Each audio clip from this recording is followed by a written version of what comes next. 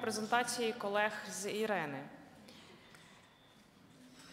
Ми будемо заохочувати якнайбільше запитань для того, щоб зробити нашу розмову максимально ефективною і прикладною. Разом із тим, я б хотіла наголосити, що нам доведеться з організаційних причин закінчити наш семінар трошки раніше, тому це буде не 6-та година, а 5-та година. Просимо всіх врахувати цей момент, коли будете планувати свої питання-відповіді. Тепер дозвольте надати слово пану Мартіну Сігану, представнику секретаріату ІРЕНА, який дасть загальні відповіді на ті питання, які вже виникали з української сторони до питання аукціонів, а також ті питання, які обговорювалися сьогодні в першій половині дня. Дякую.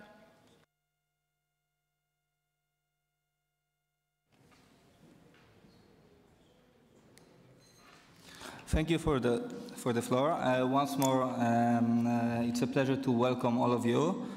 The organizers were very generous and they gave me half an hour for my remarks, but given the time limitations we have, I would limit myself to very few brief remarks. I hope that the morning discussion we had about the experiences of Kazakhstan, Germany, Brazil, they were very interesting for Ukraine. And during this session, during this workshop, we can even dive more into these topics and discuss practical implementations of auctions. And we are glad that the State Agency of Energy Efficiency and Energy Saving trusts our expertise and invited ARENA to share our knowledge with all of you who are practitioners from the Ukrainian energy sector. And let me highlight that this is a continuation of our collaboration. Some of you had a chance to join us in October when we organized a webinar. And before we start, let me make introduction once more of Emanuele, my colleague Emanuele, who you had a chance to listen this morning. Emanuele is our expert on policies from Knowledge, Policy and Finance Center of ARENA. And actually, let me thank for his presence. I know it may be awkward for you, but actually Emanuele found out about this conference and his participation 2 days ago. Another colleague of ARENA was supposed to participate, Diala, that some of you had a chance to meet, but due to unexpected developments she couldn't make it, so Emanuele kindly stepped in. So we will do our best, and Emanuele will do his best to answer any questions you may have.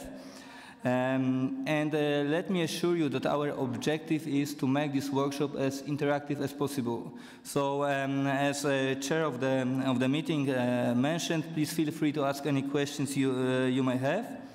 Emanuele will make a presentation that will be divided in a few parts.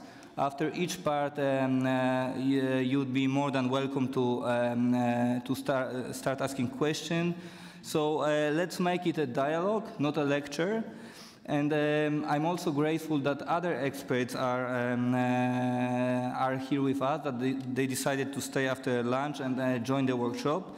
So please feel free to benefit from ARENA knowledge, from knowledge of other experts, and we hope that this will be of use for you in developing auction system. Thank you. Дуже дякую. Тепер дозвольте передати слово Еммануелю Б'янко з секретаріату ІРЕНА, який зупиниться на основних деталях дизайну аукціонів і кращих практиках. Thank you, Olona. So, as Marcin said, this presentation is divided in various sections, and I'm inviting you to make questions, to interrupt me if anything is not clear, and we'll touch upon the main findings of ARENA regarding auctions, but also their integration and general policy aspects that are important. So the first part is about just to set the scene, just to make sure that we are all on the same page. I already showed this figure today, just for the sake of if someone was distracted. The renewable energy transition is the phenomenon that we are now experiencing. And we can define the renewable energy transition in these terms. The rapid development of wind and solar PV that allowed an 8-fold increase in renewable energy deployment in only 17 years. If you asked anyone some years ago if this was possible, maybe someone would have been quite skeptical. Instead, it's happening. And moreover, the deployment of renewable energy is faster than the development of conventional generators. So any policies that will be taken by Ukraine, but by anyone around the world, should take into consideration this aspect, meaning that renewable energy is here and is here to stay. And wind and PV have very specific requests, and the market design should take this into consideration. Ukraine has around 400 gigawatt of cost-competitive potential by 2030, so there is a space for deploy more renewable energy. As I said before, IRENA actually did this exercise thanks to also the IEA database on policies, which is shared with IRENA. We actually counted how many countries are taking certain policies. First, I made notice that auctions are the main instrument, one of the main instruments. But if we look at this graph closely, we actually see that the first policies adopted around the world is actually supporting policies via taxes, via tax reduction. So tax reduction in sales, energy, value added, or other. The most famous one possibly being the one from the US. 100 countries have adopted some kind of tax reduction, and this has impacts in the auction, as we will see. Feed-in tariffs, too, have a very important role, the second most adopted policies, also because small-scale power plants are more easily developed via feed-in tariffs and net metering, which is the blue column over there, that are adopted widely around the world. And at the end, auction is only the third most adopted option around the world. Obviously, it's not that you cannot choose more than one, so only one. So countries actually adopted net metering, auctions, feed-in tariff, feed-in premium. Now thinking about Italy, that had also RPS system. So this is the status of the policies now around the world, where we can get our information, our lessons. And again, something that I showed before, but I would like to spend a little more time on it. Policies are evolving. A few years ago, capital grants were the main instrument to support the development of solar PV and wind. Then, thanks to Germany, feed-in tariff became the policy to take. So developers were actually exposed to volume risk. They actually had to produce energy in exchange for a fixed tariff return. With time, and at the time we were saying, no, but this is only temporary, we have to expose them to more risk and to be more competitive. And feed-in premium came out as a reasonable option, meaning putting a premium above the market price, making the power plants actually participate in the market, make them responsible for market imbalances, and make them, push them to produce energy when and where is more valuable. And now auctions. Auctions came along more or less at the same time with feed-in premium. And this instrument allows to have an increased competition, to have an increased cost compression. In general, around the world, this has been the most common result. So, and again, auctions are adopted, but usually together with other instruments. I believe no one adopted auction without adopting some other supporting instrument alongside them. So this was the end of the first session, of the first part. If someone has any question at this moment on these topics? So no, I guess, but this one, everyone knew these things already. So let's talk about the factors that impact the prices in auction, starting from the reasons why people select auctions over other instruments. The first reason is that the design of auction allow for more flexibility. Auctions are flexible in their design, allow the possibility to combine and tailor different elements to meet the development and deployment objective.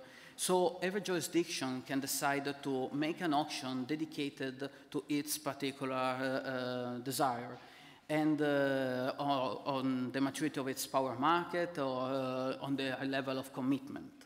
So flexibility is the first strength of auction. The second one, and we say this today a lot of time, it's the real price discovery. A good auction design brings out the real price of the products, and thanks to its structure and this competitive process. And this is important in particular for governments because they want to reduce the burden on the bills, the energy bills.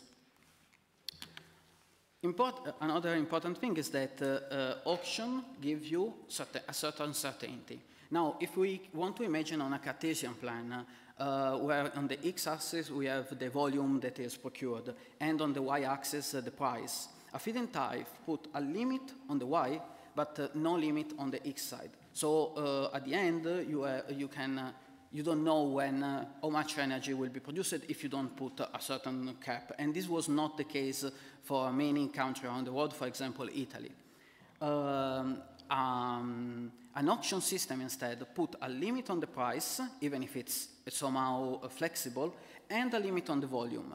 And in this way, if you calculate the integer under it, you can understand how much budget you want to put on the auction design, on the auction. So it provides more certainty on prices and quantities, and this is the auction. All right. The fourth point is that they provide a greater level of commitment and transparency, because an auction is an agreement between two entities that have clearly stated their commitments to buy the renewable energy and to build the power plant. The auction tends to improve the commitments, and it gives way more transparency about the government decision. Usually when you have, and this is important also for the Ukrainian government to remember that whatever the decision they will make, one day later everyone will know it. Everyone will know who won, for what price, where the plant will be built, and all these details. And usually it hits the news for us that are interested in this topic, obviously. However, auctions have also weaknesses compared to feed-in tariffs and other systems. The first being important, the transaction cost. Both for developer and for the auctioneers, usually auctions ask for more paperwork, more permits, more time spent to understand the law and to bid, meaning that even in case of failure, you have higher transaction cost compared to a green certificate scheme or a feed-in tariff. And finally, and this is very important, it's possibly the most important weaknesses of the auction, there is a risk of underbuilding and delays. If no strict rules are put on the shoulders of the winners to actually build the plants, there is the risk for these plants to never be built. We have experienced that around the world, and it may be due to the so-called winner's curse. Basically, the winner does not know actually what they will have to do after they signed the contract, and the project is not delivered or in time or ever. So this is the most important aspect to be considered when designing an auction, how to make sure that after the signature, the power plant is actually built. And it's not always fault of the developer. Now, this slides was already shown, and now we know auctions reduce cost. So, auction reduce cost, but at the same time, it's not the same, not at the same value for every country. If we look at this graph, maybe you can see it properly, but I try to explain it, you can see the results for various countries around the world for utility scale PV. And each of these lines tell us a different story. And as you can see, for example, Germany, a front runner for renewable energy policies, had actually higher results, higher price than Abu Dhabi or Dubai, regions that were at their very first auction, than Mexico. And France too had a very high resulting price. And for India, for example, shows us what happens when you procure your renewable energy, not on a national level, but on a state level. Each state had its own auction, and that's why we have this sinuous curve going on. Every auction, every point came from a different region with different rules, and so that's why you have this kind of results. So we have to understand why these prices, what happened. What are the elements that form a price? The first element is obviously the country-specific condition. First of all, how much sun you have, how much wind you have.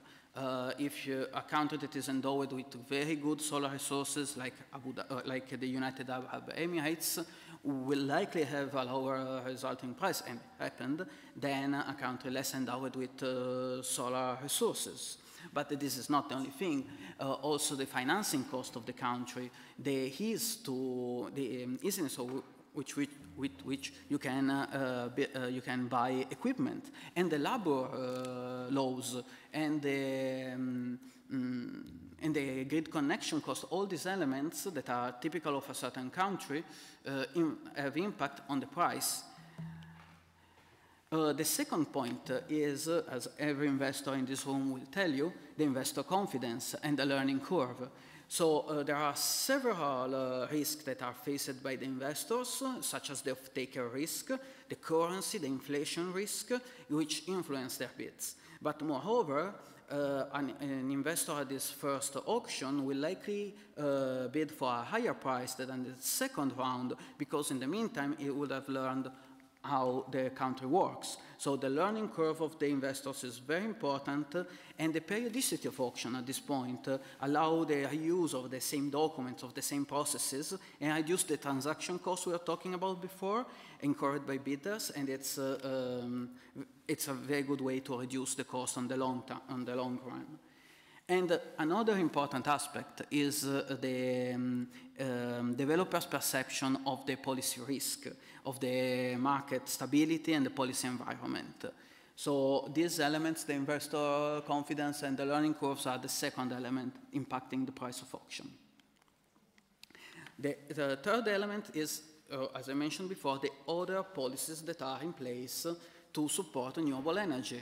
If there is a tax credit, if there is a capacity payment around, if the market is, what is the market design, all these elements that can assist the renewable energy investment, what happened? The renewable energy investment would actually impact the prices of the auction, the resulting bids. And later we will see an example from the US. And fourth is the auction design, and about this we will talk a lot later. I didn't mention before, in this line, maybe you can see that USA has actually one of the lowest price in the world, and we will come about it later. I just wanted to point it out. So, any questions so far? No, okay. Yes.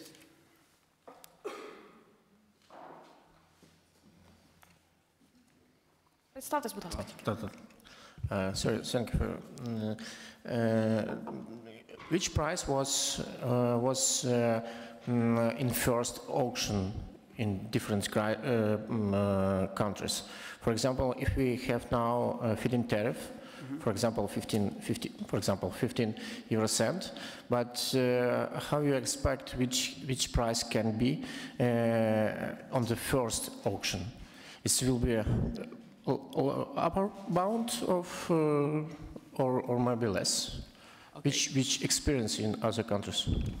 Okay, we have two cases in this point. If you set a ceiling price, you can have, if you have a little competition or very low investor confidence or a certain form of a cartel, of a lobby that to push the price, you will see a higher price very close by the ceiling price. This happened in these cases when you see Peru, India, South Africa, and France, and Italy for wind. It's not here because it's not the wind figure. The prices were very close to the ceiling price because of various failures of the auction. But once both the governments and the developers have learned more about the auction scheme, it's likely that the confidence and the competition will increase and you have a compression of the costs. That actually happened in South Africa, that, as you can see, had a sharp decline in between rounds because the first round was not very well designed. The second round, instead, they learned from their mistakes and they achieved a lower price, much lower price.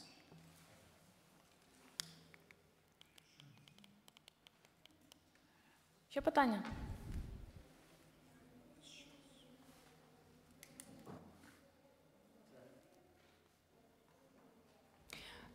Я українською, є переклад, правильно?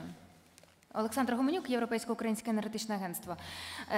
Таке питання, чи ви маєте якусь пораду або пропозицію, як уникнути змови учасників аукціонів? Дякую.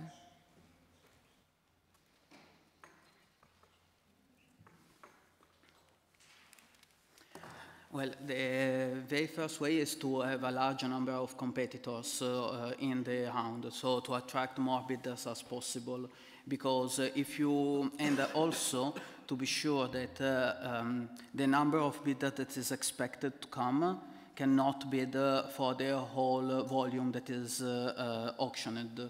So at that point, if there is a volume that is lower than the maximum amount that all the bidders can bid, you should have more competition and you should have less opportunity for cartel creation. Maybe to add on that from international experience, the price rule is also important. I think it makes sense, particularly if you fear there is a risk of cheating, of collusion, that you take a simple price rule, the pay-as-bid rule. So every bidder receives the price he bid. And you don't use the uniform pricing. So you don't use a price rule where the last bid that is awarded sets the bid for all the auctions. Because that would be something where you then have an incentive of different bidders to coordinate. And another thing is also you should use a static auction. So you basically seal bid. You write the bid on a paper, seal it, you give it to the auction authority, or you put it online, but not dynamic. So you bid once, you don't see what the others bid, and only the auction authority sees the result. Because if you have this dynamic auction, it can work in a very liquid market, it's wonderful, because then people can react. But in an inexperienced market with few bidders, you can send signals, right? So for example, in the case of telecommunication auctions in Austria, it was the case that people were signaling with the numbers behind the decimal.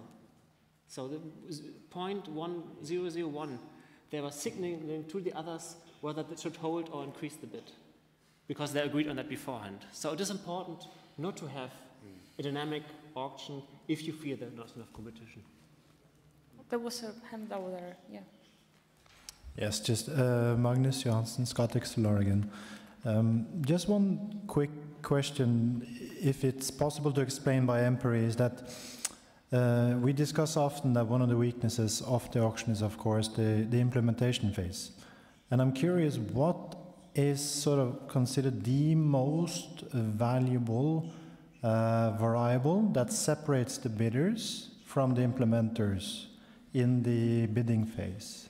Is it pre-qualification levels in project development? Is it that you need to have, for example, we know, given that we've been in South Africa, you're even required to have a financial model evaluated by a third party, for example, to see if this bid is realistic or not.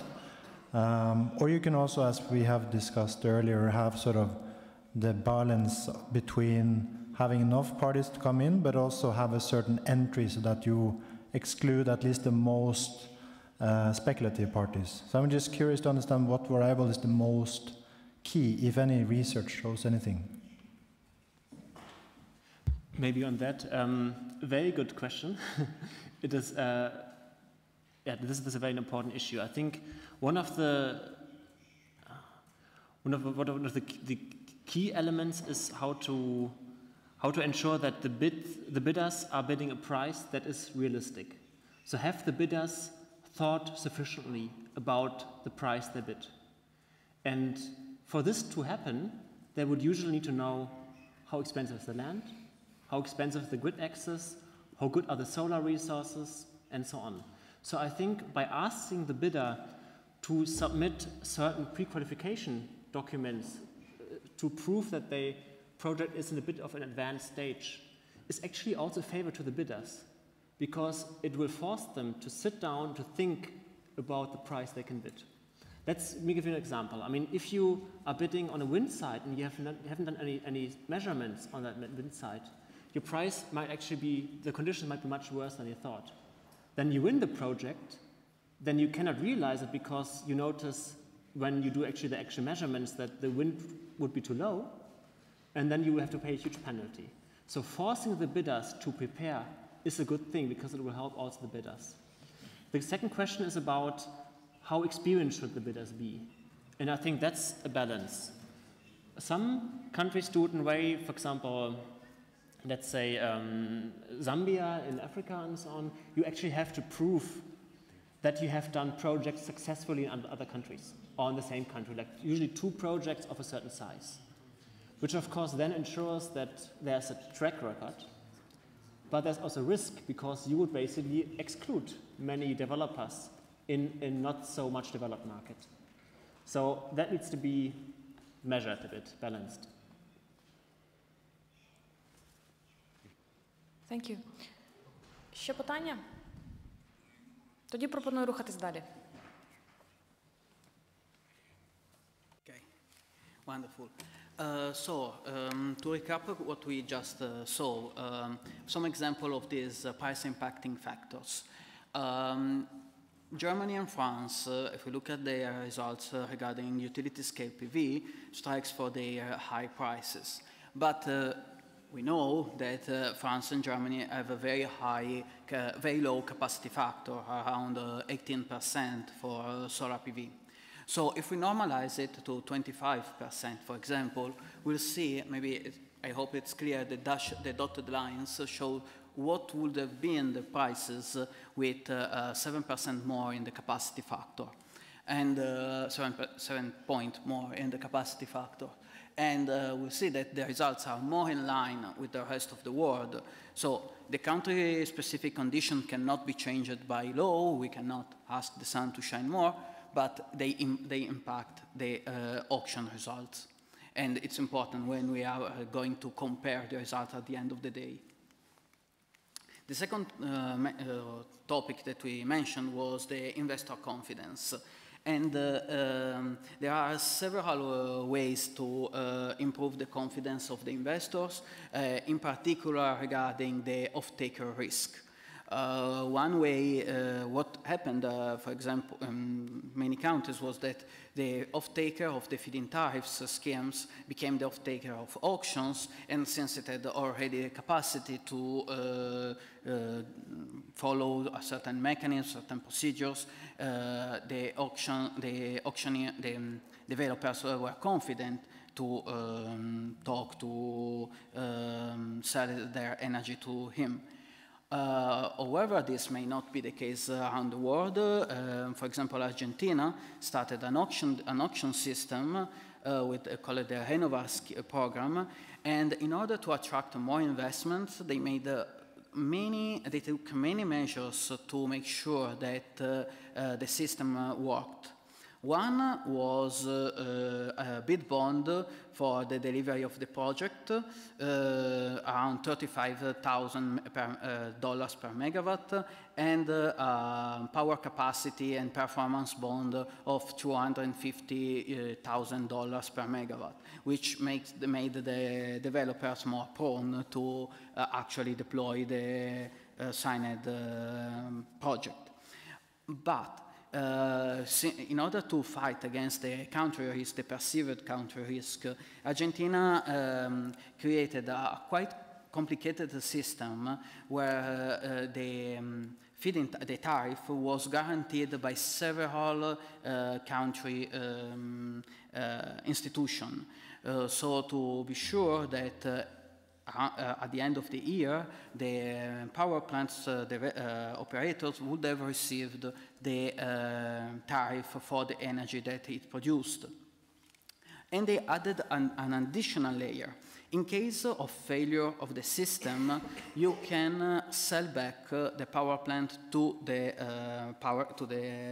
government, and the payment for this exchange for this power plant is guaranteed by the World Bank, that in case Argentina will not be able to buy the plant with its own budget, will step in, will provide the finance, and then with the Argentinian government they will settle the payments. So all these elements were made in order to make sure that the developers were they had enough confidence to actually build the power plants and to operate the power plants in Argentina. The third point was the policies that were already in place in order to promote renewable energy and their effects on auctions.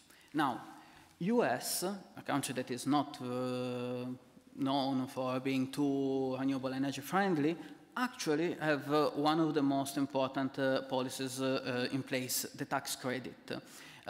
You can, in the US, have a tax discount of 30% of your investment if you invest in renewable energy. This tax credit is still there if you participate in an auction. So at the end of the days, you can bid a much lower price than the average price around the world because of that, because the equipment is 30% more convenient. And there you can see on the yellow line the actual result, the average result in the US, and the blue line is the result if you consider the fact that 30% of the equipment is discounted. So you see a higher result. So if Ukraine does not achieve the US level, that doesn't mean that Ukraine is less convenient than the US. It's actually probably because they don't have the same tax structure. Finally, the core of our presentation, the auction design. IRENA framework classifies the auction design into 4 categories. The auction demand. So when you design an auction, how you set the demand, how much energy, how much budget you want to put on this auction, and which is one of the elements that at the end impact the prices. The qualification requirement, about which we already discussed previously. The winner selection process, that is a non-trivial argument which change the price at the very end, and the seller's liabilities, of course. So all these different design elements can be detached one from the other and assessed separately when you are going to assess an auction design. And in principle, the trade-off that you want, as such, there are trade-offs to be considered while designing this auction, and this trade-off are between attaining the lower price and other objectives, development objectives or job or energy transition objective. So if you have any question, maybe now is the right moment because we just presented the main topics of this discussion. Okay. So, auction demand. How we decide, how we dimensionate our demand of the auction. The first element to be considered, will our auction be technology specific or technology neutral? These are the main two aspects to be considered already at the beginning. Usually technology neutral auctions were avoided in the past because hydropower was considered too competitive compared to the other options, and if you wanted to actually have some wind and solar PV, that was not the best idea possibly.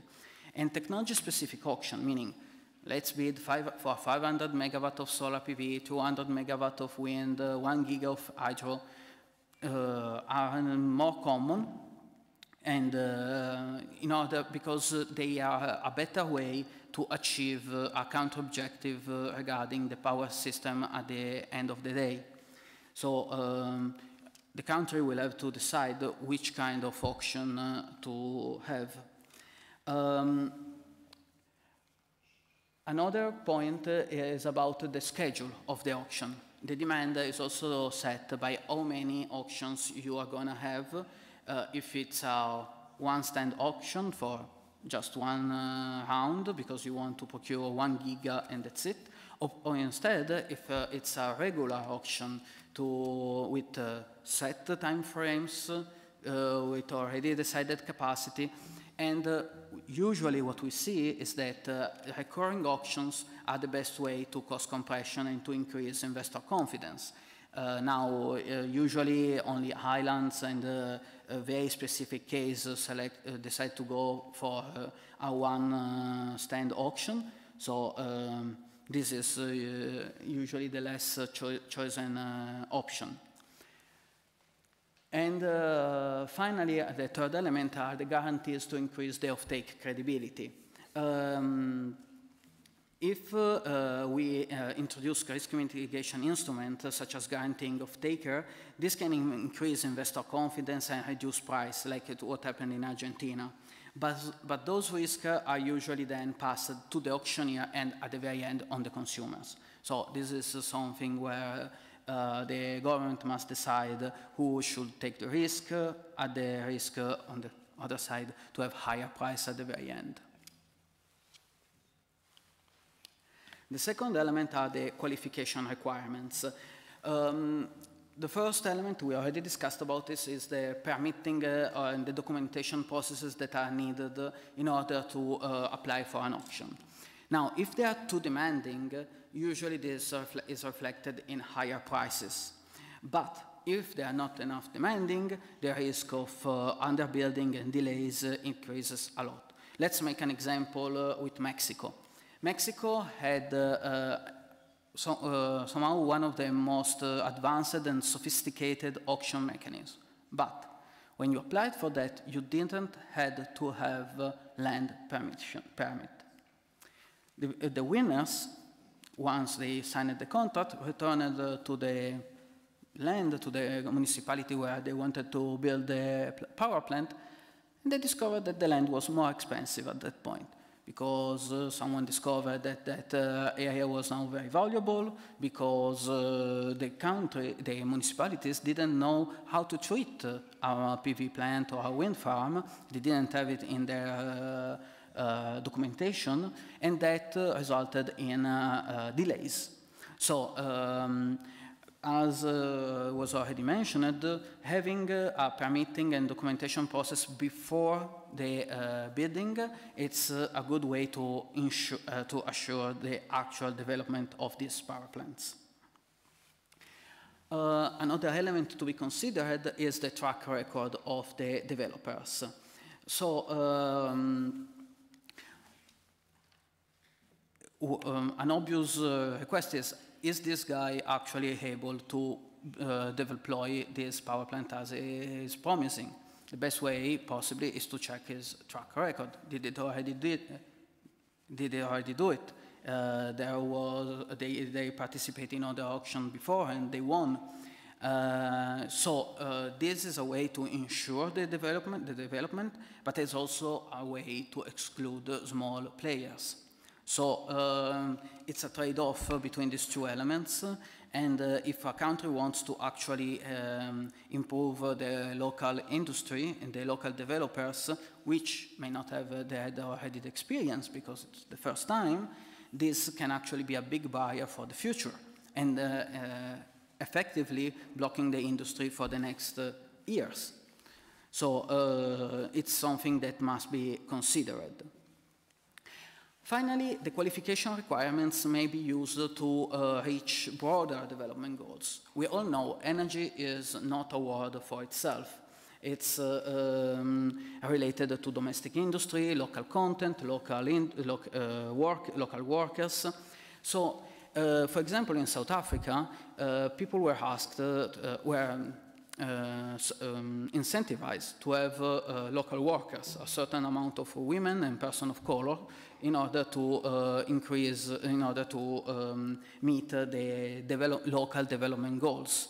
So this is another aspect. I cannot suggest anything for your country, but possibly you know what are your development goals, and you may want to introduce them in the auction in order to have to influence also something outside of the energy bubble. Yes, this is something I wanted to show you again. It's a little related to what I showed this morning. The red area, so the whole circle represents the cost of a PV system. And we can see that only 40% of the cost of a PV system, on average in the world, it's due to modules and inverter. 60% of the cost is actually for other elements like the workers, the actual installation, the grid connection, which means that the money that the auctioneer is giving to the developers are actually going on a large scale to the local industry and the local workers. This is to talk, and this was already shown, solar PV system actually help also the local industry, nevertheless, even if the power plant is not, the PV panels are not built in-house, same for wind. Okay, now on the third element is the winner selection. Now, we know that the simplest way to select the winners is who bid less. However, these elements is not the only way. You can also include non-monetary criteria. And these are like socioeconomic benefits or project location. Again, Mexico. I say that it was one of the most sophisticated auction in place. Depending on the area where the plant would have been built, the bid had a different ranking. If you were going to build in areas that were energy poor or that needed more power plants, you would have been selected more easily than power plants built close by cities. So you can introduce locational criteria when you are selecting your winner. And this, again, depends on what are the objectives of the government, of the law. Now, another element is the creation of a ceiling price. We mentioned it before, and it's quite common. You actually say to everyone, look, I'm not going to pay more than 100 euros per megawatt hour, okay? Bid less than this or 100 euros. But this is not always the case. In order to avoid suboptimal bidding, you can also keep the ceiling price a secret. So if someone bid above the ceiling price that was not disclosed, you will not select him, obviously. The fact is that the developers, without the information of the ceiling price, will not try to bid close by the price because, you know, more or less this one should be accepted. they will bid actually for the lowest price possible if they want to win. So the decision to disclose or not disclose the ceiling price is up to the government. And obviously another option is not to have a ceiling price, but this may also result in very high prices. A third element is the volume size. Now, the larger the power plant that you are buying, the lower the price. This happened, for example, in Dubai and Abu Dhabi that had record-breaking results, but those prices were for solar PV plants of the dimension of 800 megawatt and 1.17 gigawatt, so very large power plants. But if you allow the participation of a project of this size, you are likely to push out the development of other power plants, meaning that you are going to rely on few developers with all the risk of underdevelopment at the end of the day. So deciding what is the minimum but also the maximum project size is an important element to achieve the objective. Finally, seller liabilities.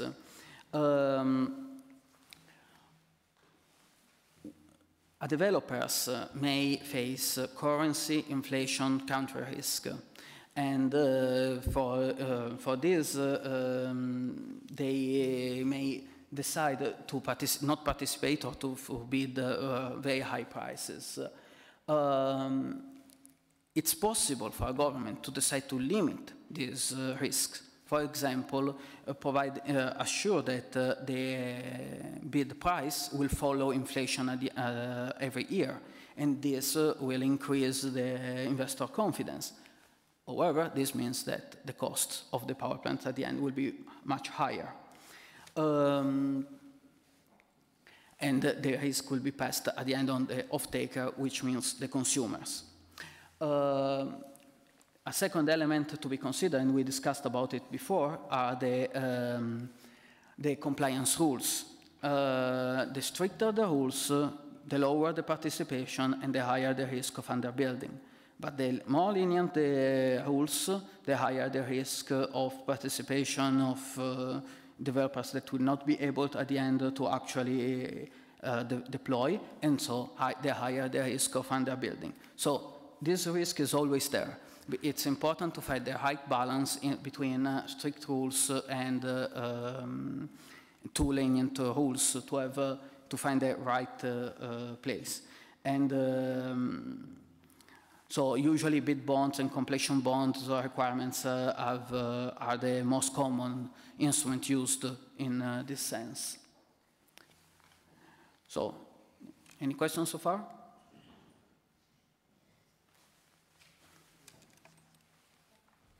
Юрій. Да, якщо можна, Юрій Шафаренко, директор департаменту відновлюваної джерел енергії, Держенергоефективності. У мене таке питання: наскільки ви підтримуєте кваліфікаційні вимоги до учасників аукціоні, ну, крім, звісно, фінансової гарантії? Тобто наразі в Україні в законопроекті, який прийнятий в першому читанні, передбачено заставу в $15 тисяч за 1 мегаватт і вимоги щодо власності земельної ділянки, на якій буде будуватися об'єкт, та підключення до мережі. Чи підтримуєте ви додаткові кваліфікаційні вимоги, чи достатньо лише фінансової гарантії? Дякую. Якщо можна, я додам до цього запитання. Які з кваліфікаційних вимог мають бути зафіксовані в законодавстві первинному, а що може бути віднесено до рішення на рівні уряду?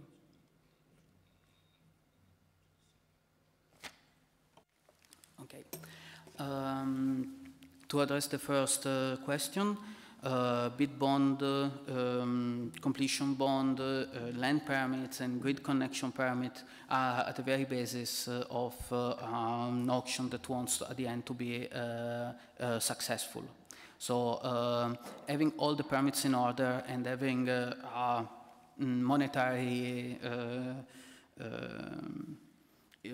obligation to actually deploy these power plants are usually enough to guarantee the completion of the power plants.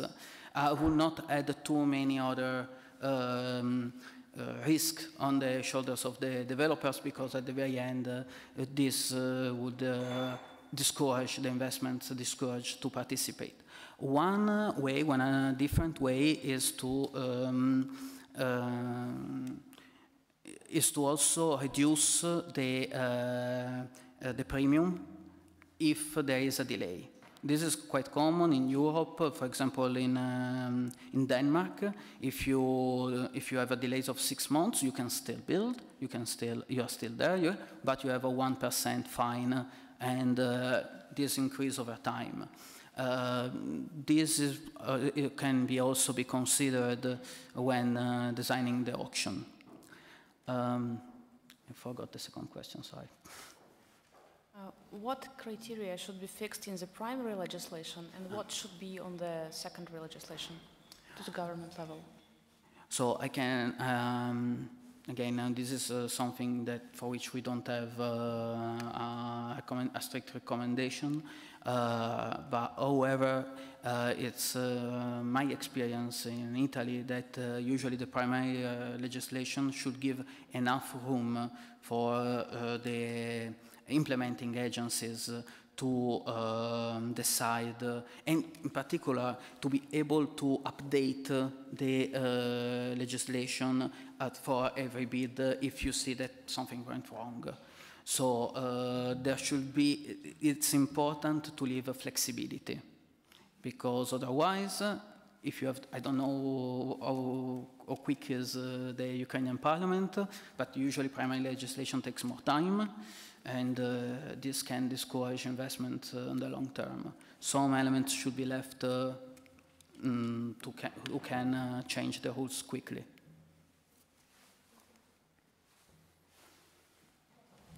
Yes, I like to be active here as well, it's good. According to Irena's policy guidelines on the auction scheme, it is recommended that separating the 15,000 into what it actually is, 5,000 plus 10,000, 5,000 bid bond and then 10,000 performance bond. According to Irena's policy guideline, it's recommended that the bid bond should be somewhere between 1.5% and 3.5% of the capex of the project, which would, roughly speaking, be somewhere between 15 and 35,000 euros per megawatt, as it is right now. In Ukraine, it's 5, and I'm curious to hear from Irena again. What do you think about this?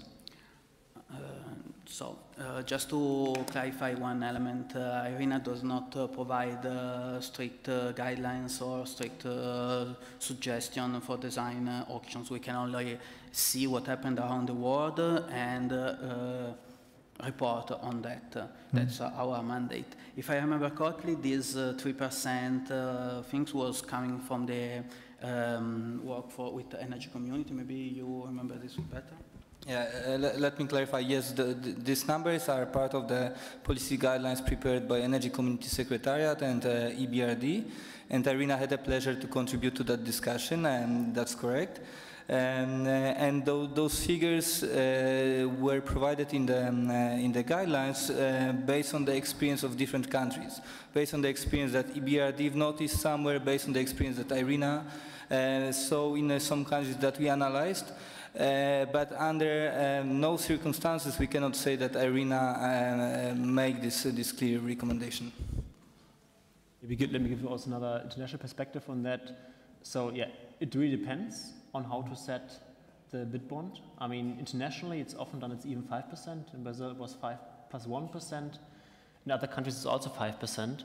But that depends on how much has the developer also already spent on the project. For example, if you actually ask the developer to enter the auction with rather a high degree of pre-development, for example, the developer already has done a pre-feasibility study, secured the land, and so on, you can already assume that the developer is more serious actually to build the project and also has spent something already. And then you can actually lower the bid bond. So what has been the case in Germany, if developers could prove that they already received the building permit, they would actually pay a lower bid bond than developers who couldn't prove that. So there are ways to differentiate for that as well. Something that the bid bond also does, it first of all forces bidders to ensure that there's a serious bid, so they have sufficiently thought about it. And secondly, it also helps you to avoid delays because of speculation on reducing module prices. So ideally you want to have a situation where if there are delays in terms of late permitting, more complex financing, customs and so on, the developer should have sufficient flexibility to finalize the project a bit later and not pay a penalty. The danger is what we often see in many countries, in developing countries, from Ethiopia to South Africa and others, that after the award, in the auction, the developer actually took a long time to sign the financial PPA, to close the deal. And therefore, if you are closing a deal 2 or 3 years later, then within 2 or 3 years, the module prices can drop significantly in solar, right? So the developers that were closing, being awarded an auction for, let's say, back in the days, maybe 8 cents per kilowatt hour solar, and then they waited 2 or 3 years with starting construction, they could easily save 1 or 2 cents. And that's something that you sometimes often, so when you set the bid bond, you take into account. You don't want, if there are delays in the permitting process, you don't want to punish the developers, but you want to ensure that they don't speculate on price reductions. So, yeah. And if adding a bit more sort of practical observations from, call it the front line, we have been quite fortunate in Scotland that we've had very many developers coming to us, wanting us to finance projects. We've probably looked into about almost 2 gigawatts of projects in Ukraine. We know that there are about 4 gigawatts of grid connections in Ukraine right now, where most of them have land. So in theory, you have somewhere maybe between 3 and 4 gigawatts of solar only that can bid in the first round. I would, from my perspective, think that there is then an oversupply and a slight risk that there might be, when you have a high supply, you need to sort of manage that a little bit in the filtering. And an interesting observation is that in no case so far have I seen any of these developers having developed a financial model knowing the IRR under the different tariffs, which for me is quite astonishing. Okay. If I may ask, шановні колеги, дозвольте нам продовжити, оскільки ми ще на половині презентації.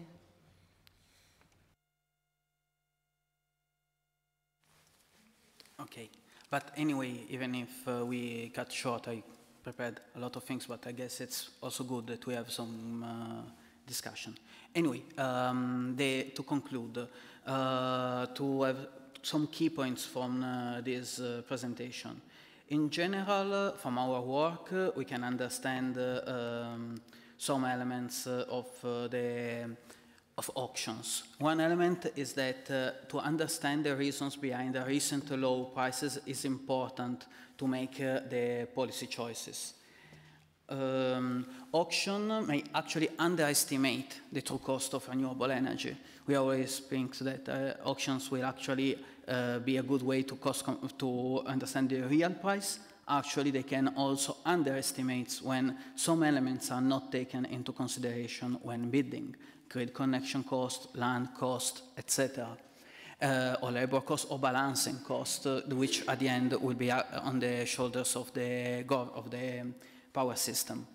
The risk of underbuilding and delays it's high, but can be reduced with appropriate policy tailoring.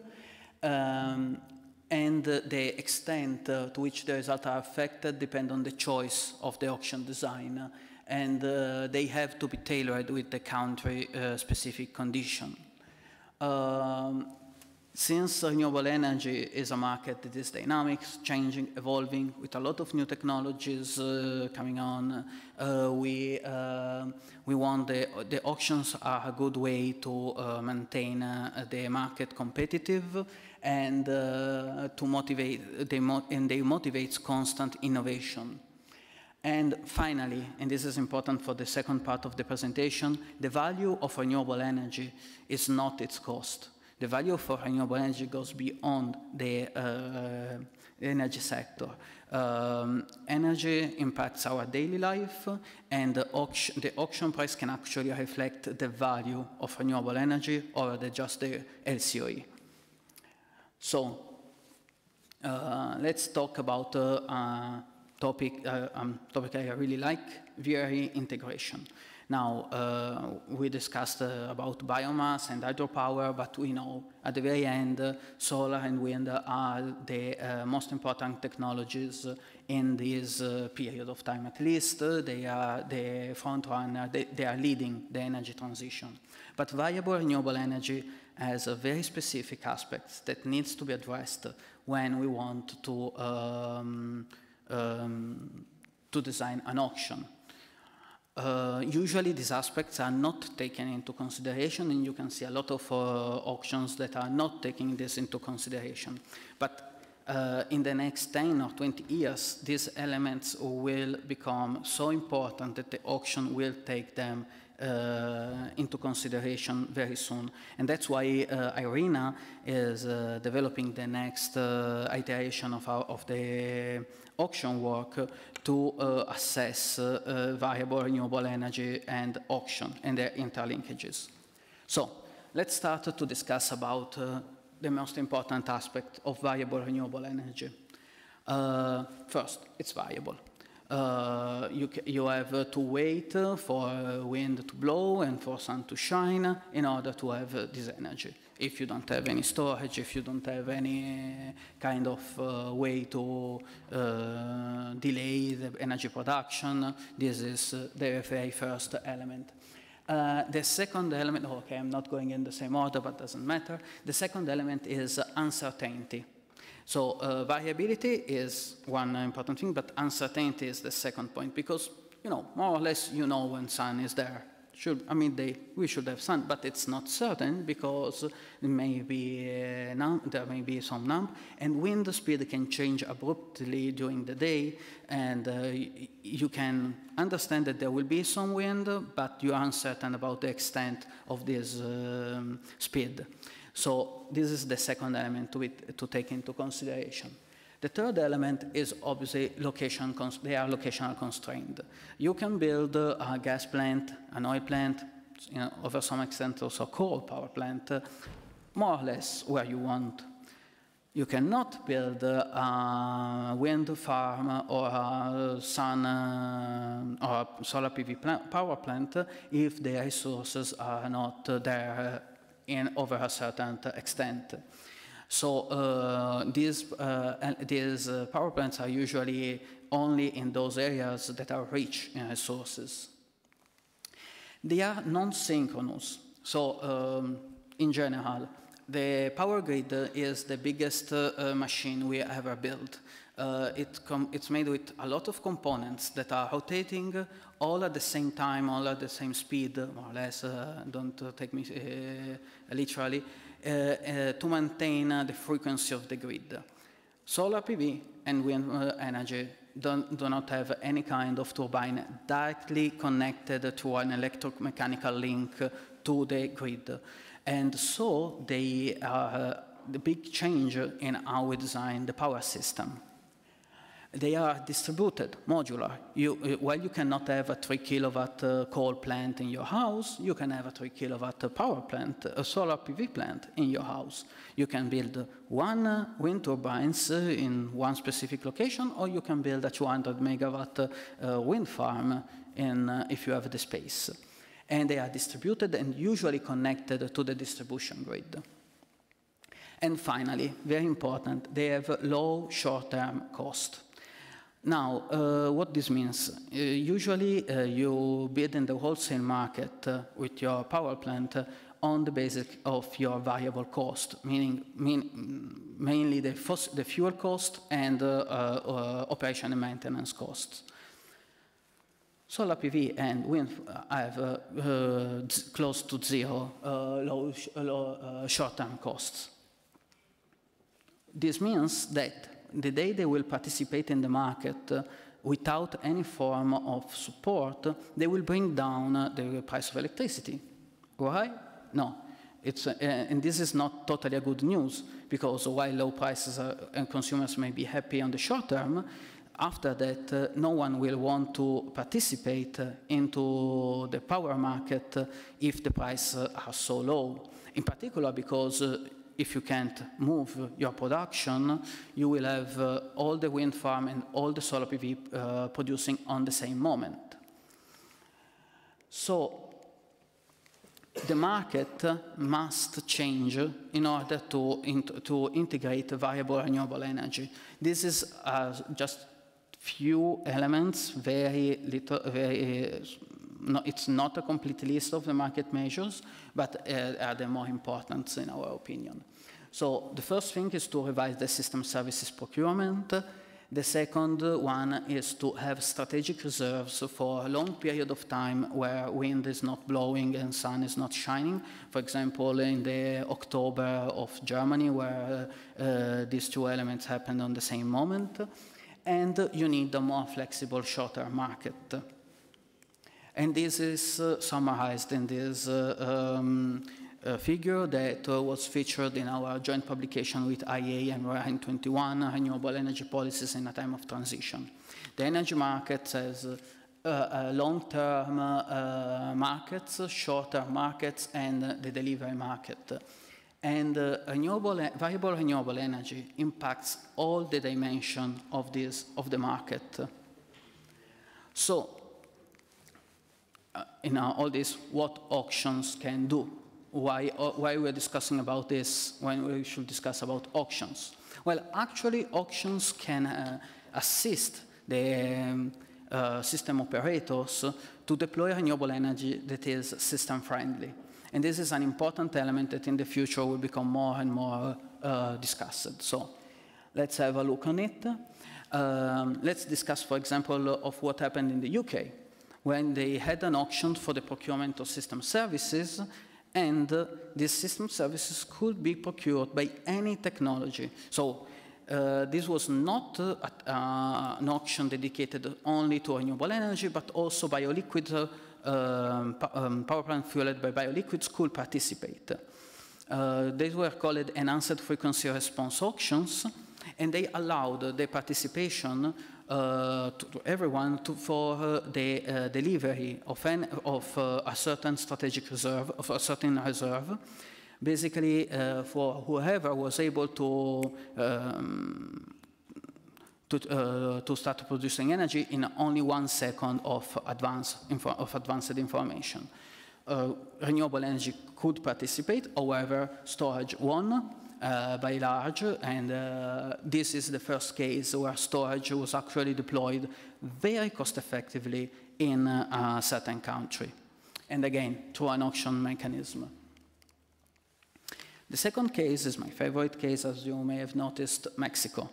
Mexico had this, and is still using a dual market system. Basically, they are procuring energy via auctions. They ask, like in Brazil, to developers to bid for the production of energy and only to renewable energy and nuclear energy also, I believe, if I'm not mistaken.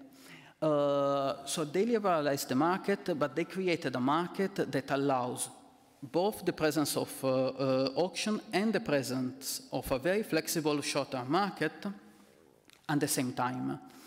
And the results were that, there is another element to be taken into consideration. I mentioned before, localization of the power plants.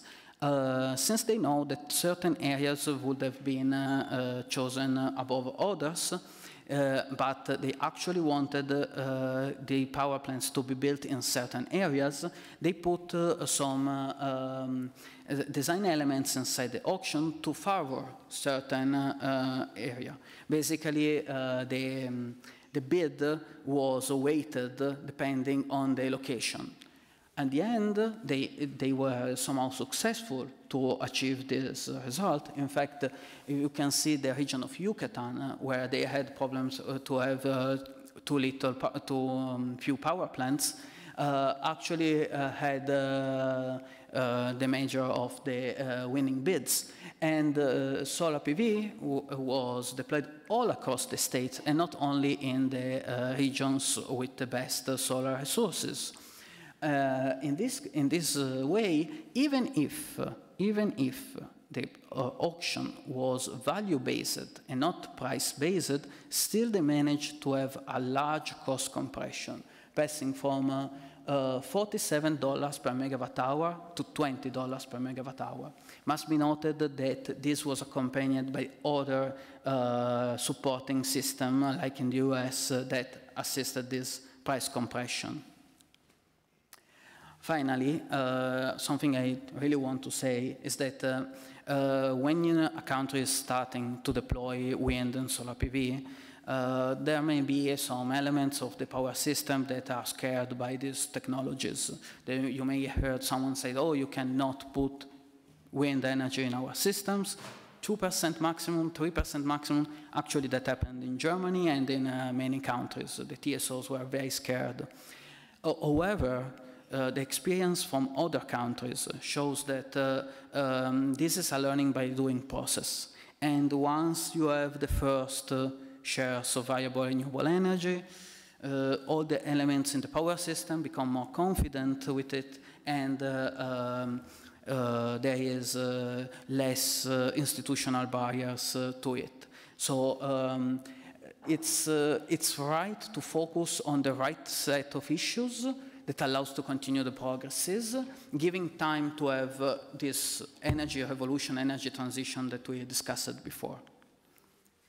So any questions? Is now the right moment, I guess, about system integration. Так, запитання? Коментарі? Ілля? Добрий день. Представтесь тільки, добре? Полулях Ілля, помічник Підлісецького голова, народного депутата. Хотів спитати спочатку, чи знайомились колеги з Іреною з нашим законопроектом, щоб розуміти, чи можу я питати конкретні питання, чи мені треба описувати ситуацію?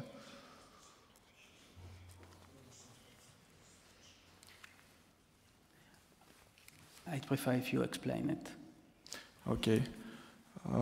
Дивіться, ви до того говорили, що аукціони допомагають отримати уряду, державі, контроль над розміром підтримки, що відбувається або завдяки тому, що встановлюється загальна, максимальна ціна, або взагалі максимальний розмір підтримки протягом певного періоду часу, або завдяки тому, що отримується контроль над обсягом потужності, що вводиться, максимальним. В нас в законі передбачено, що з 2020 року йдуть на аукціон всі об'єкти більше для сонця 10 МВт, для вітра 20 МВт. Відповідно, чи не вважаєте ви, що таким чином ми зробили дирку у спроможності уряду отримати контроль над обсягом генерації, що ведеться?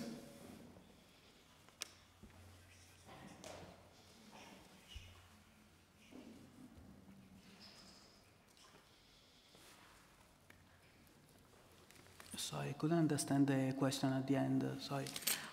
Okay, I will try one more time in English.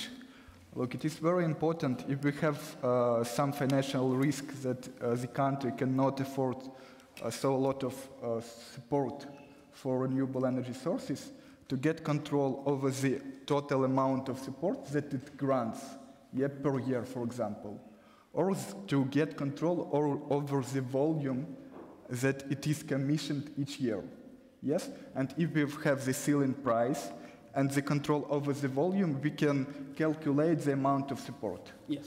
So now in the draft law, there is a provision that auctions are obligatory for sun, for solar, starting from 10 megawatts, for wind starting from 20 megawatts. That means that even if we will set up volume and auction it, actually all others can divide their project and build whatever quantity they want. So does it mean that we have a loophole in the possibility of getting control over the volume? Absolutely, this is a risk when you set a certain limit anyway. In Italy, we had this limit to 1 megawatt, otherwise you had to apply for a green certificate system, not an auction system, but still a less convenient system. And you had a plethora of power plants of the capacity of 999 kilowatt, precisely, it's just in order to avoid to enter into a different system. So my suggestion is to be very careful when designing this and to make strict rules to avoid loopholes. Absolutely, distance rules or grid connection rules can assist in order to avoid you know, the misuse of what is not designed, of an instrument that is not designed for this reason. Yeah, actually, I would like to add on this point on those loopholes. So in case of Ukraine, let's say any project below 10 megawatt could be still entitled to receive green tariff and wouldn't have to apply for or wouldn't have to take part in auction. You can always, I mean, there are many countries where this situation is solved by just limit for feed-in tariff as well. So you can say that, for example, up to 100 megawatt of projects are entitled to receive this feed-in tariff for projects below 10 megawatt. First come, first serve principle, and with that solution you can avoid any loopholes and still ensure that the government would have control over the capacity. Thank you. And one more question. About the trade-off between the investors' confidence and the flexibility of the government in setting the quota. So we have like a 5 years plan, like a schedule, where we have for each year like some quota put it. And it is a question, to what extent government can adjust or deviate from the amount of quota set it in this 5th year plan to still have the flexibility, but also not to also to have these investors' confidence. Maybe like they should not adjust it the first year or like first 3 years, or like there must be some maximum cap of adjustment, or it must be maximum flexible. Okay. Usually, again, IRENA does not provide design suggestions in general or things like that. But however, rules clarity is incredibly important. Now, if the government or the implementing agency, the off-taker, has some form of freedom to change the rules bid by bid, turn by turn, and etc. It's important that this is clearly stated since the beginning. Changing the rules without giving enough time or overnight without a right mandate that was known from the investors can decrease investor confidence. But we were talking about first about primary and secondary legislation.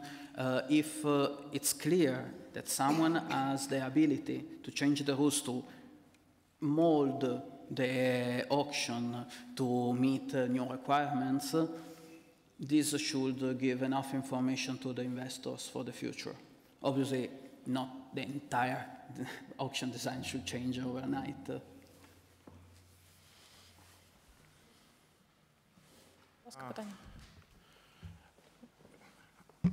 I have a question. I'm a head of Ukrainian Association of Renewable Energy, and the question is maybe a little bit in continuation with the previous speaker. Well, we have the history already, and we know that there are feed-in tariffs for every kind of renewable energy. And we all understand that some of these energies are more expensive than others. What was the reason to make such a decision? Maybe before, when we make the feeds for every kind of renewable energy. Why did previously it was not agreed to make only one feed-in tariff, and only effective technology will take opportunity to develop? Or, to continue the previous question, right now we have a discussion in Ukraine. Do we need a specific numbers for first years, specific numbers for every kind of renewable energy to be put in quota? So there is no opportunity for the, let's say, Cabinet of Ministry or the authority to define the only one technology and to define the quota for the cheapest technology, let's say. So this is the question right now. Do we need these minimum quota numbers at the beginning of this, at the starting of the auction procedures?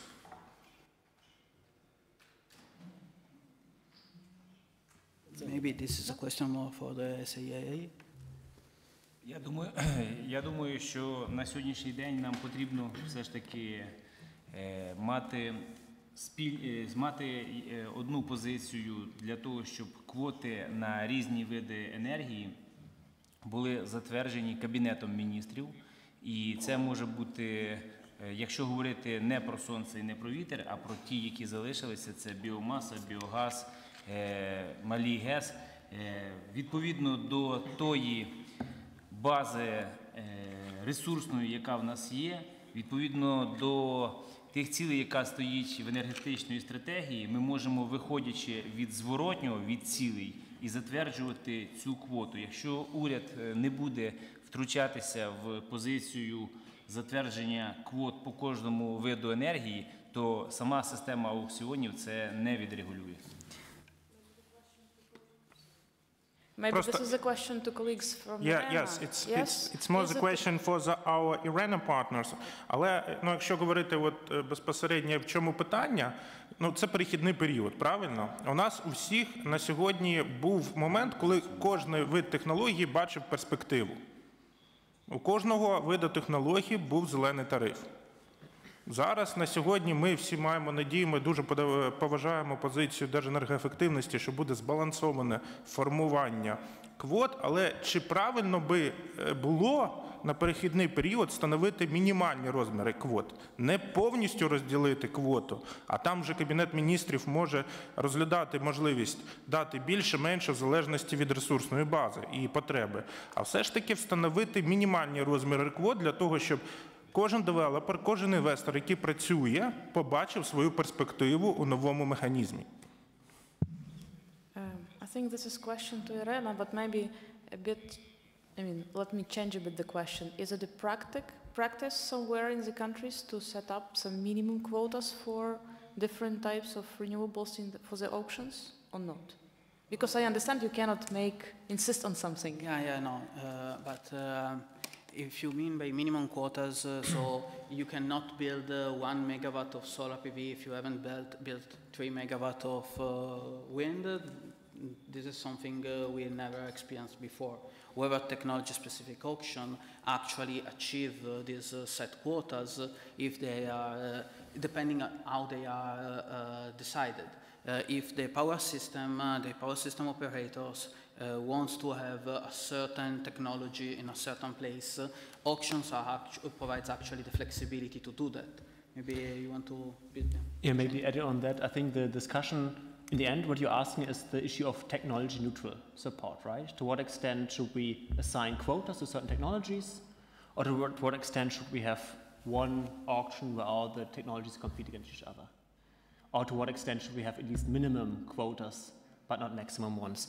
I think that's a really interesting topic because it's rightly discussed, particularly in Europe right now.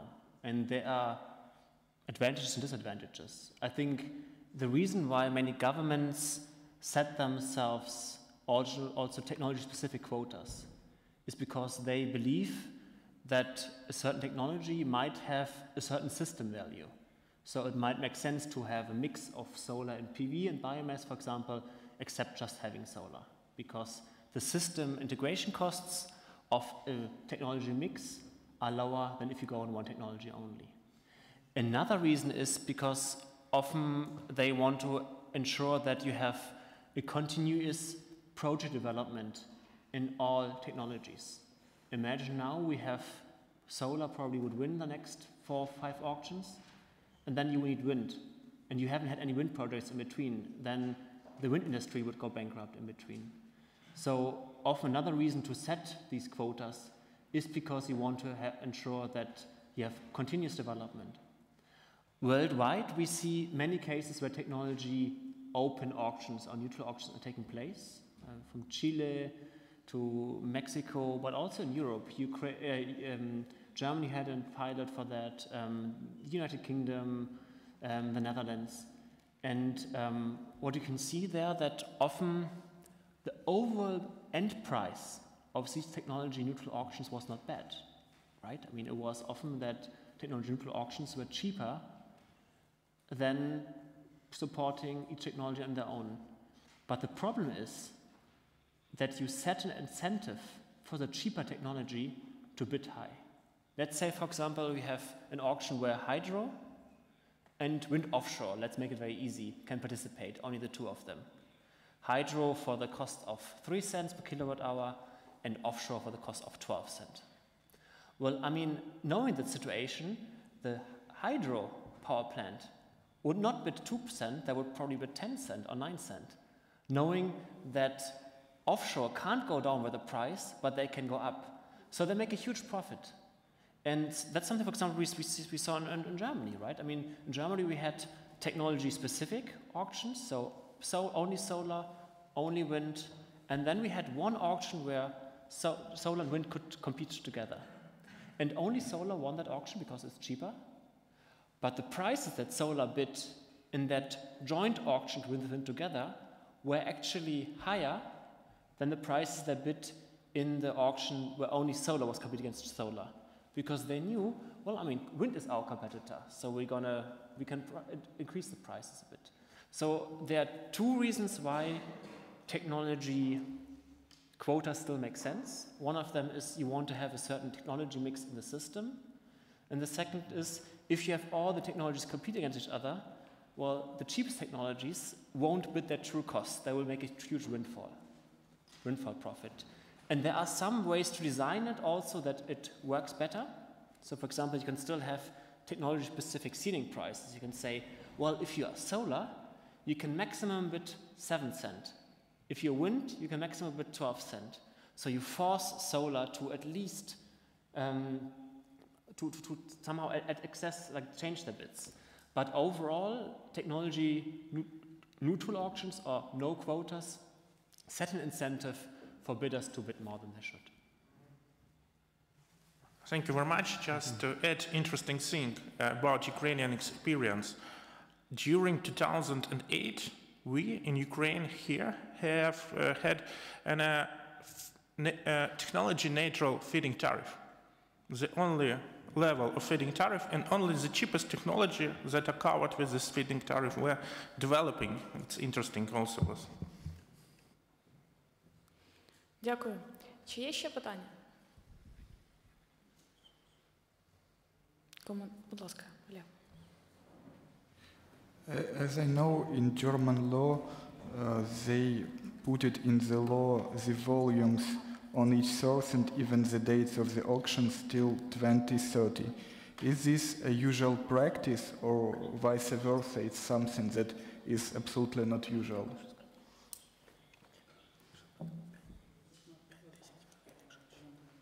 Is it a usual practice or not? Or it's not like... as I know, in German law, they put into the law the volume that is auctioned, the source, and even the date of the auction till 2030. Okay, Germany is well known to have long-term planning and having very strict scheduling and all this fine. No, it's not common. Usually the volume is known, the ceiling price, but not for 10 years or something like that. That's, I think, it's a unicum, right? I was asking to other experts. I think it's not common, but I think what's always a good idea is to have an auction volumes for several years announced, because that helps the market to prepare themselves.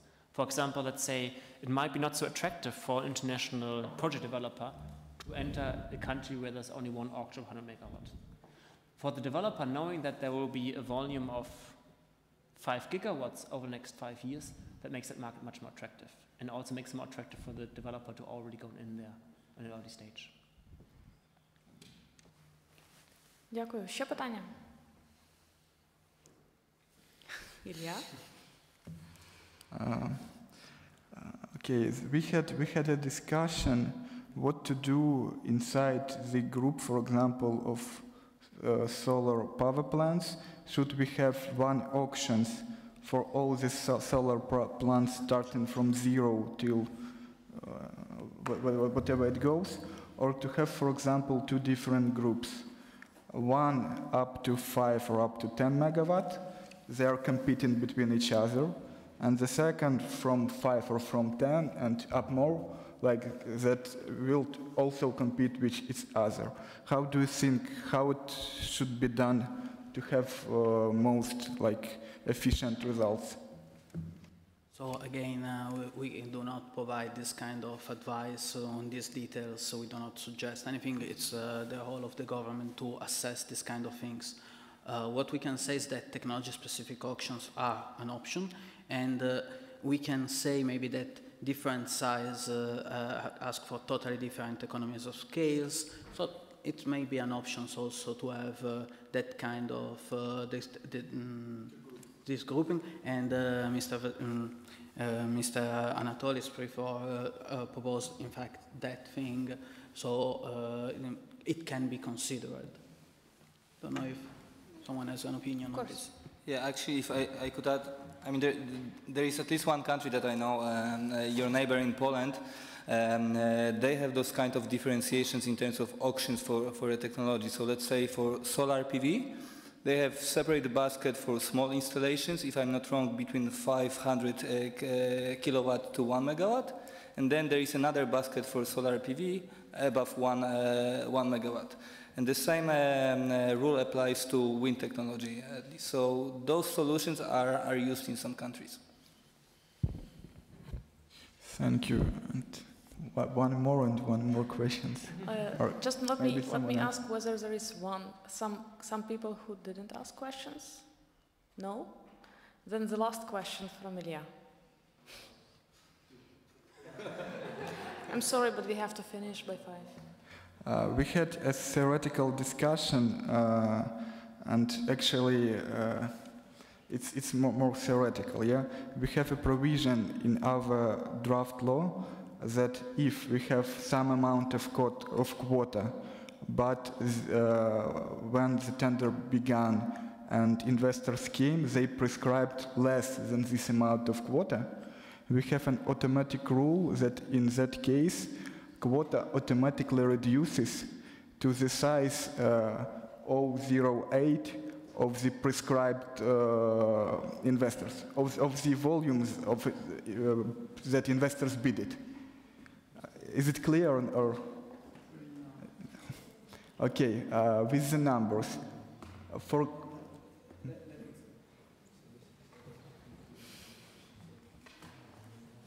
Питання стають все складніші і складніші. І філософські. But it's not a question, it's just the beginning. And we made this provision to ensure to some extent the competition, to be sure that it will be no situation that all will be awarded with the ceiling price, yes? Then we talked to other experienced organization, and they said that actually this provision might be bad in medium and long-term period, because it sends the wrong signals to the market from one side. From the other side, they give the country in that case gives control over the volume to the market.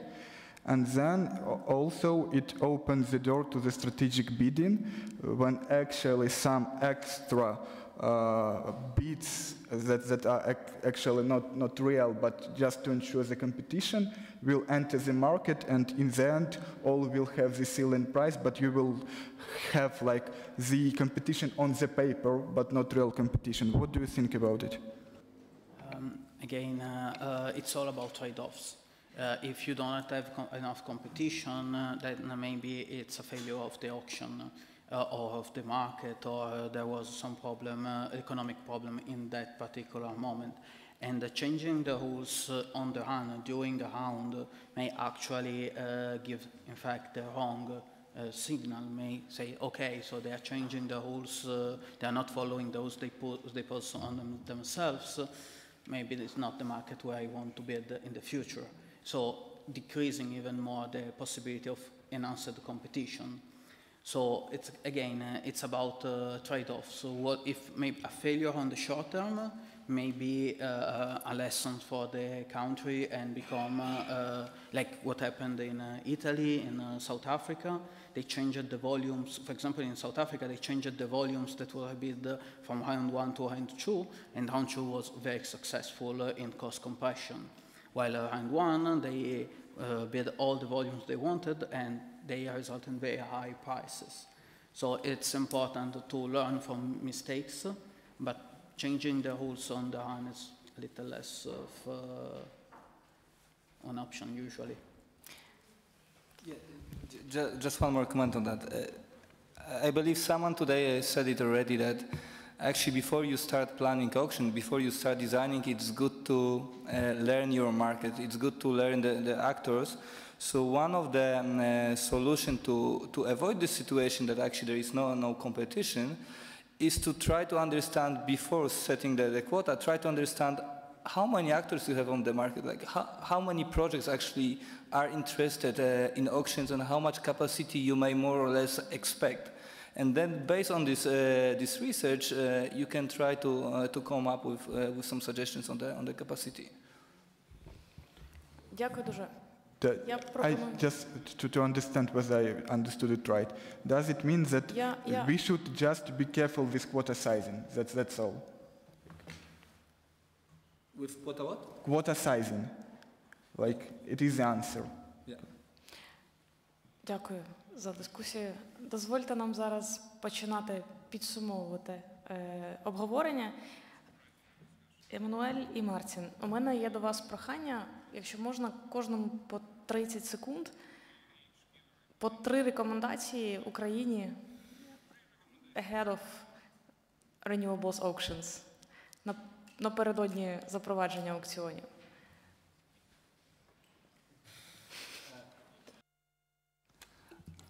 So that's very bad question, I need to say. We in Arena, we try to avoid giving recommendations. But just listening to the discussion today and knowing a bit more or less what's happening and what has been discussed in Ukraine over the past few years, it's first to give or to ensure transparency, so to ensure that actually project developers and investors are fully aware of what's happening, what's being discussed, and what is planned. So please try not to surprise them with solutions that would be applied within just few weeks or a few days without any previous notice. Second, discussion with the sector in advance.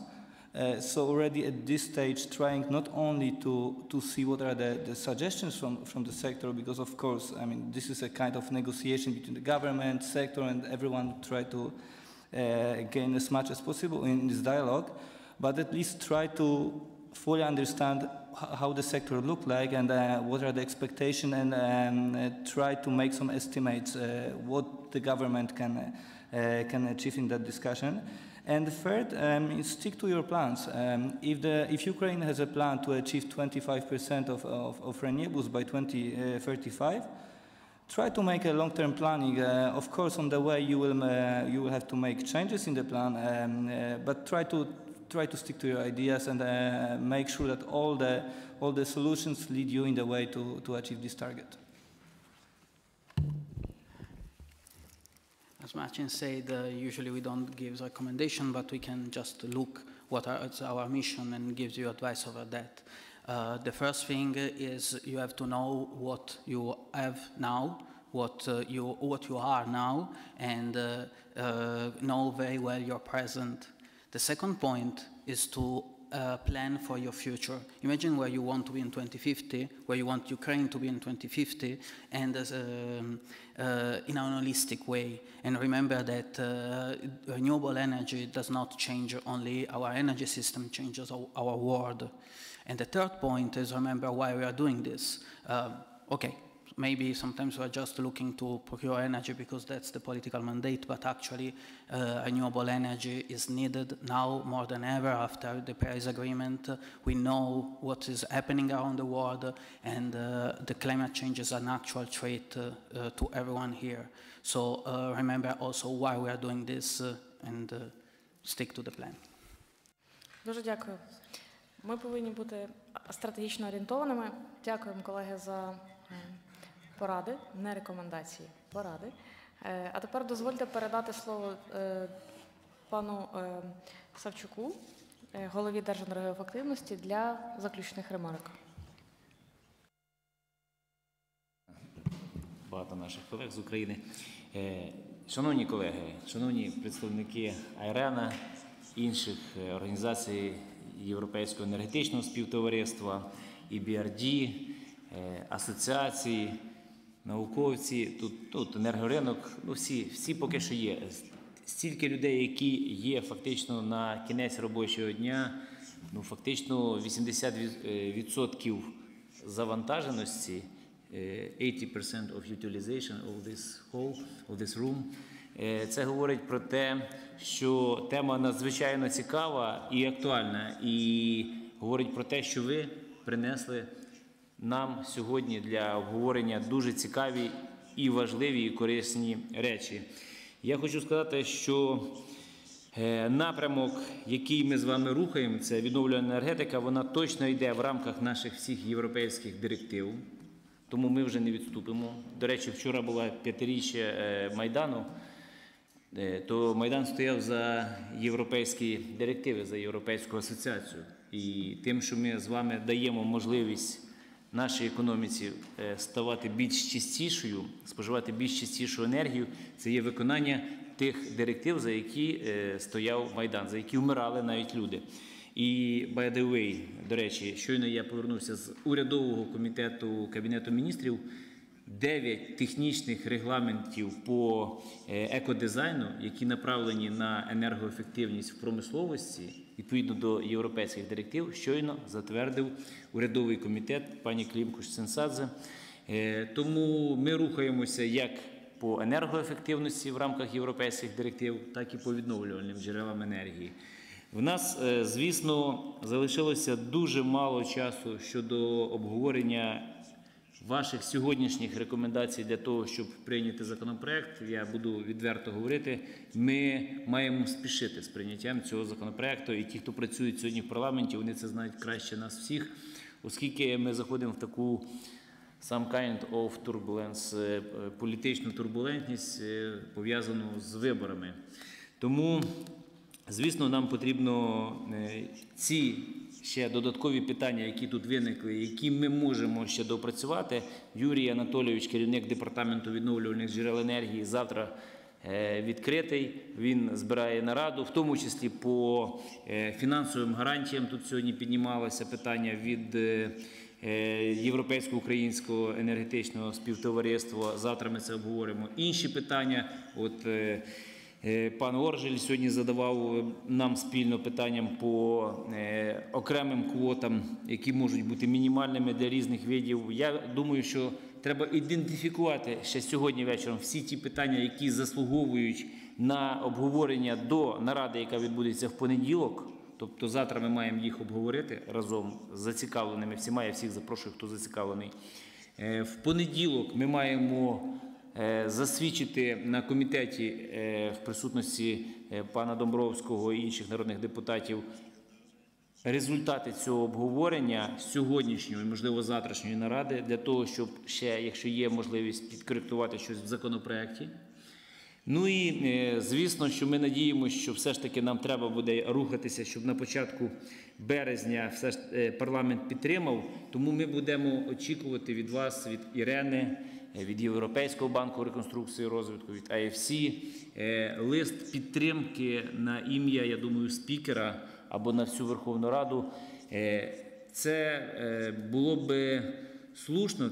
Ми вже не раз проходили законопроекти, ми маємо досвід прийняття більше ніж 10 законопроєктів в енергоефективності і в інших джерелах. Я от пам'ятаю, як ми приймали рішення, наприклад, по відновлювальним в теплі. USAID відкрито підтримав, був лист підтримки. Нам легше було дискусувати під час, так сказати, обговорення до того, як парламентарі будуть голосувати. Тому, якщо б ми отримали такого листа підтримки від Ірени, це було б дуже позитивно і легше сприймалося, бо в кожної фракції ще буде своя позиція. А на Ірену все ж таки посилаються, це організація, яка не потребує додаткової реклами. І крім того, ті норми, які все ж таки не змогли війти в законопроект, то я думаю, що якщо базовий закон буде прийнятий з такими рамковими точковими умовами, то решта ми знову ж таки будемо звертатися до Айрени, до інших організацій, щоб ми вже відпрацьовуючи підзаконні акти разом з Міністерством паливо-енергетики, з Міністерством економіки, з Міністерством фінансів, і виносячи цю підзаконку на рівень урядового комітету і уряду, також мали можливість консультуватися з представниками Ірени, і на це ми будемо розраховувати. Тому я всім дякую за сьогоднішню надзвичайно важливу дискусію, за ваш приїзд, і хочу всім побажати ще плідної роботи в енергоефективності, відновлювальних джерелах енергії і конкретно в нашому законопроекті.